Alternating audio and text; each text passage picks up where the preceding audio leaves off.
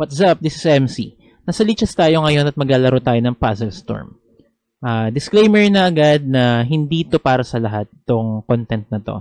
Dahil ito ay training ng tactics. At kapag nagte-training ng tactics, ang suggestion dyan ay dapat under time pressure. So, hindi ko ma-explain yung bawat move kasi nga under time pressure. Gusto natin i-train yung tactics. So, kung ikaw ay beginner pa lang at gusto mo ng mas makabuluhan or mas detalyadong paliwanag, hindi ito ang tamang series sa'yo. Kaya bisitahin mo ang iba pa nating contents. So, ang Puzzle Storm, ito ay isang game mode ni Lichess kung saan bibigyan ka ng 3 minutes para magsagot ng pinakamaraming puzzles na kaya mo. Pero hindi siya eksaktong 3 minutes. Pwede siyang mabawasan or madagdagan. Mababawasan kapag namali ka ng sagot, I think 10 seconds ata ang binabawas. At kapag nakuha mo ng tama, every 3 puzzles, tingin ko na dadagdagan siya ng time. Or kapag tingin ni Lichess mahirap yung puzzle, tapos nakuha mo yung tamang sagot. So, ma-observe nyo naman yan habang pinapanood tong video. Hindi pa yan running time dahil mag-start lang tong clock natin kapag nagawa na natin yung pinakaunang move. So, sa una, pwede pa tayo mag-discuss ng onte. Dito, checkmate siya sa rook F1, no? Kasi may bantay na bishop. Okay, check. Kuha yung queen. Fork. Check sa baba. Then check dito. Then check. Takes. Dito naman, ano to? Takes lang, no? Para may atake tayo sa queen. Takes and then libre yung pawn. Kainin yung pawn niya doon. Fork uli. Yes. Fork lang.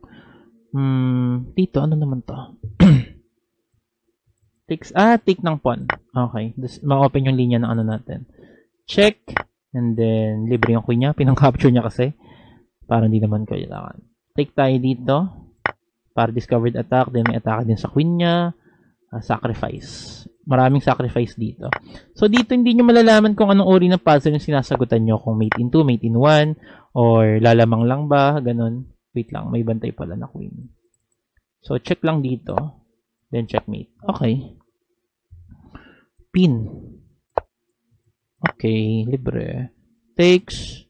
Then, kain yung rook. Then, tulak ng pawn. Promote. Una tayo. Tabihan lang yan. Pag ganyan opposition lang, tabihan. Libre yung pawn niya. Dito naman ay may discovered attack tayo ng bishop. So, minsan akala mo dito mahanap mo yung best move pero hindi pa pala, no? Kaya titignan nyo maigi. May sacrifice ba dito? Check lang. Check and then, sacrifice nga. Hindi nga lang queen. Dito check and then checkmate sa h1 kasi may bishop. Check. Tapos maharang yung knight. Hindi, checkmate na agad, no? Tama ba? Checkmate na agad, di ba? Papahirapan ko pa. Takes, and then take yung, paano to? Takes.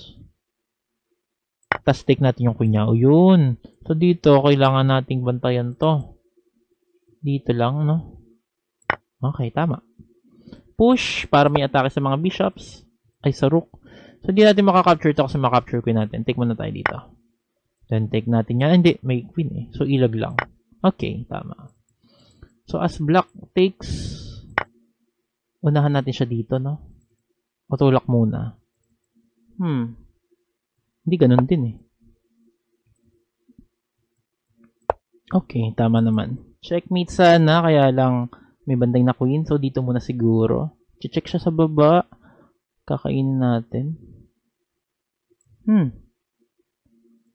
Tama ba? Check siya sa baba ng rook. Kakainin natin.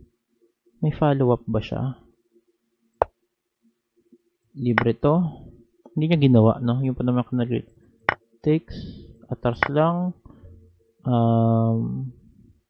Kain lang para walang bantay yung bishop. Uy, hindi pa tapos. Kainin yung bishop. Check tayo then build the bridge. Okay. Promote yung pawn. Dito naman. Paano to? At check dito, then check uli. Okay. Ito naman, takes. Parang hindi. Dito muna. Ayun. Tapos libre to. Quality up. Check sa baba to, di ba? Takes. Then libre to.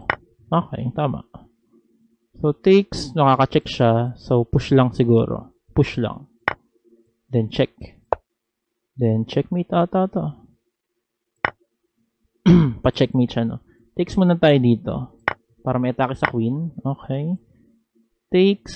Queen takes siya matik. Tapos maghang yung b2. Okay. Uy, namamali tayong pindot. Ayan. Dito naman, gusto natin siya ma-checkmate as black takes. Then mate ba to? Mate ba? Uy! Ba yan? 34 lang nasagutan natin.